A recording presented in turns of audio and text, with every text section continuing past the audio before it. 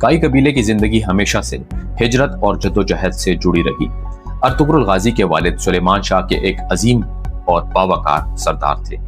وہ اپنے لوگوں کو لے کر وسطی ایشیا سے نکلے اور ایک لمبی ہجرت کے بعد اناطولیہ، آج کا ترکی کی سمت بڑھنے لگے۔ یہ ہجرت صرف زمین کی تلاش نہیں تھی، بلکہ اپنی نسل کو تباہی سے بچانے اور ایک نئی زندگی دینے کی کوشش تھی۔ قبیلہ ہزاروں افراد، عورتیں، بچے، زندگی اور مویشیوں کے ساتھ مسلسل سفر کرتا رہا۔ راستے میں بھوک، پیاس، سردی اور دشمنوں کے حملے ان کے ہم سفر تھے، مگر سلیمان شاہ نے ہمیشہ اپنے لوگوں کو حوصلہ دیا اور آگے بڑھنے کی ترغیب دی۔